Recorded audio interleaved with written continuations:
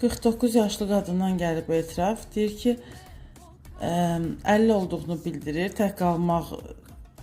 Tək qalmışam. Hər şeyin əldən gedəcəkmiş kimi hiss edirəm. Keçmiş güvəni necə qaytara bilərəm? Bütün ömrü boyu valideynlərlə yaşamışam. İkinci qrup 50 olduğunu bildirir. Oxumaq, işləmək, güvənli hiss etmək, həmişə həyatım belə olub.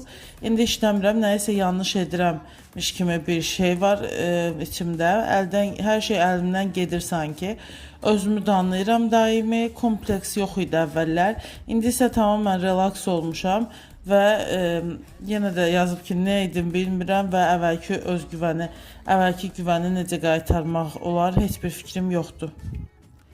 Burada bəhs eləməyib ki, valideynlər ölüb, amma ilk adamın ağlına gələn odur da, yəni bütün ömrü boyu əgər valideynlərlə yaşamışam cümləsini qurursa, sonradan əgər ki, indi də işləmirəm deyirsə, hər şey, yəni artıq axara buraxmışam, hər şey vecimə deyil kimi bir ab-hava hiss olunur da bu etirafdan. Yəqin ki, adamın ağlına gələn onların artıq öldüyüdür və öldüydü deyəndə özünün də 49 yaşı varsa çox real bir şeydir də ki, valideynləri artıq həyatda yoxdur.